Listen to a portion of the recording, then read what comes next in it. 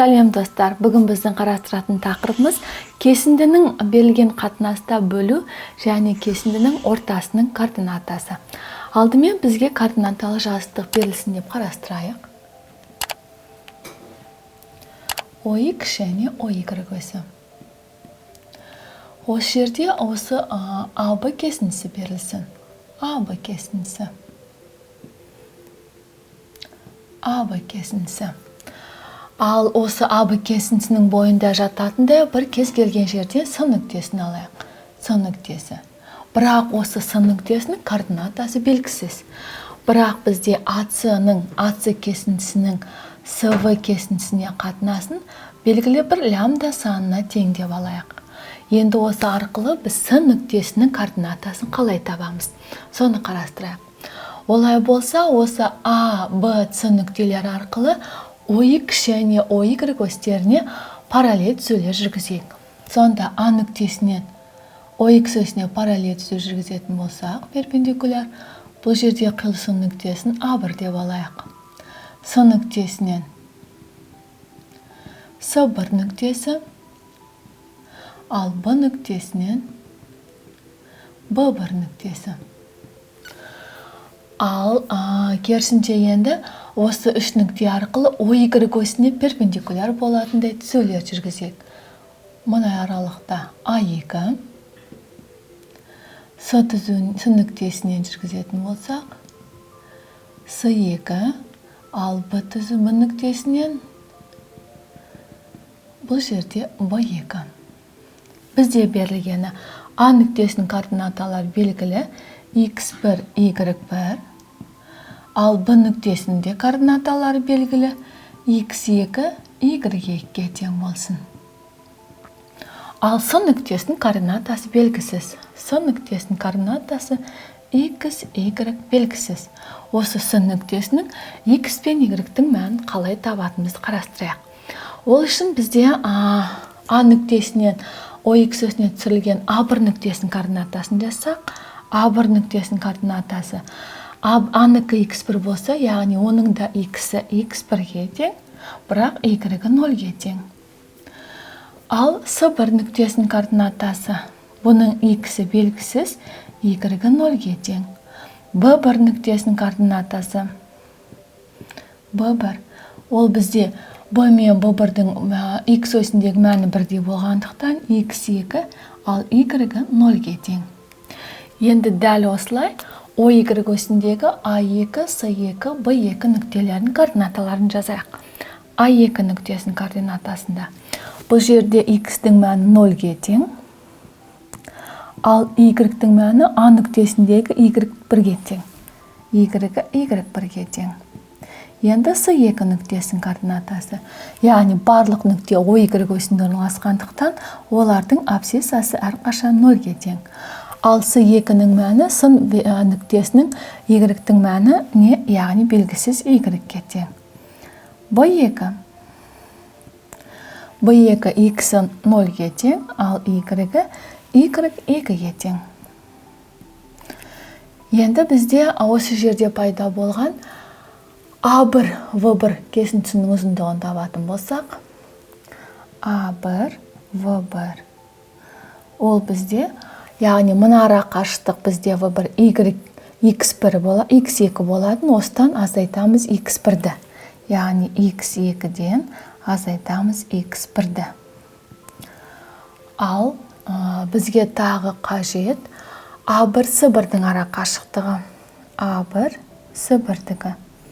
Яғни A-дан S1-ге дейінгі ара қашықтық X болған, осыдан алып тастаймыз X1-ді. Яғни X минус X1. Енді S1-ден V1-ге дейінгі ара қашықтық. Яғни оны мына аралыққа жазайын. S1, V1.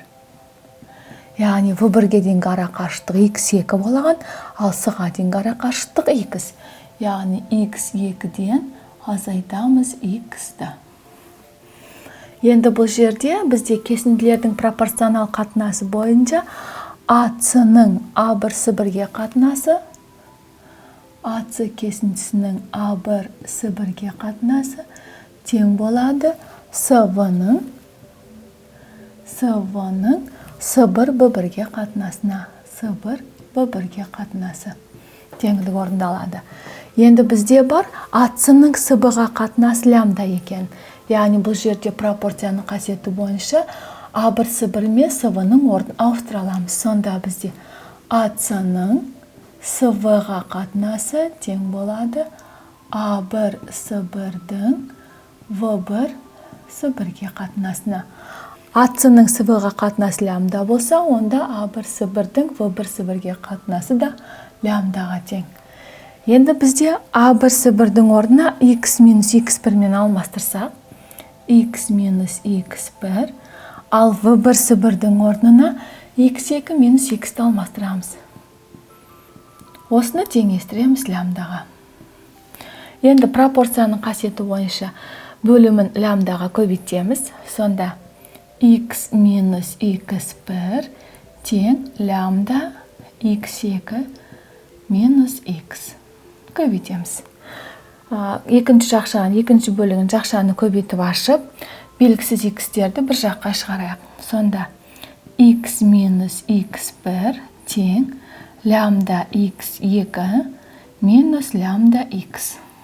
Енді белгісіз X-терді теңдіктің бір жағына шығарайық. Сонда X плюс лямбда X тең болады. X1 мына жаққа плюс таңбасымен ауысады. Қосылған лямбда X2. Енді бізде лямбда белгілі, екеуінде ортақ X-ті шығарсақ, қалады бір қосылған лямбда. Осы тең болады X1 қосылған лямбда X2-ге. Енді белгісіз X-ті табатын болсақ, X-тен X1 қосылған лямбда X2 бөлеміз бір қосылған лямбдаға. Яғни бұл жердегі берілген белгісіз сын нүктесінің X-ін табу үшін X1-ге қосады екенбіз, лямбданы X2-ге көбейтіп бөлеміз бір қосылған лямбдаға. Енді дәл осылай OY осіндегі белгісіз сатаң Y-тің мәнін қалай табамыз, қарастырайық. Алдымен бізге бұл жерде тағы да пропорционал кесінділерді жазып алсақ, АС кесіндісінің А2 С2-ге қатынасы тең болады СБ кесіндісінің осыған жатқан С2 Б2 кесіндісінің қатынасына. Енді пропорцияның қасиеті бойынша олардың шеткі мүшелерін орнына ауыстырсақ, ештеңке өзгермейді. Сонда АС-ның СБ-ға қатынасы тең болады А2 С2-ден бөлеміз С2 Б2-ге. Ал АС-ның СБ-ға қатынасы бізде берілген лямбдаға тең. Олай болса А2 бөлінген А2 С2 кесіндісінің С2 Б2 кесіндісінің қатынасы лямбдаға тең деген сөз. Ал енді бізге осы жерде қажет А2 С2 кесіндісінің ұзындығы және С2 мен Б2. Олай болса А2 С2 ара қашықтығын табалайық. А2-де Y1, ал С2-де Y2. Яғни Y1-ден азайтамыз Y-ті деген сөз. Мұны ара қашықтығы табу үшін Y1-ден азайтамыз Y-ті. С2 Б2-ден бұл жерде яғни С2-ге дейінгі ара қашықтық бізде Y болған, азайтамыз Y2-ні. Y-ден азайтамыз Y2-ні.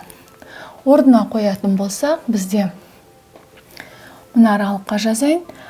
А2 С2-нің орнына Y1 минус Y бөлінген Y минус Y2. Осы тең лямбдаға. Енді көбейтіп ашсақ. Y1 минус Y тең лямбда Y минус лямбда Y2. Енді белгісіз Y-терді бір жаққа шығарайын, ал белгілі Y1 мен Y2-ні екінші жаққа. Сонда Y1 қосылған лямбда Y2 тең болады Y плюс лямбда Y. Екінші жағынан Y-ті шығарсам, бір қосылған лямбда. Осы тең болады Y1 қосылған лямбда y2-ге.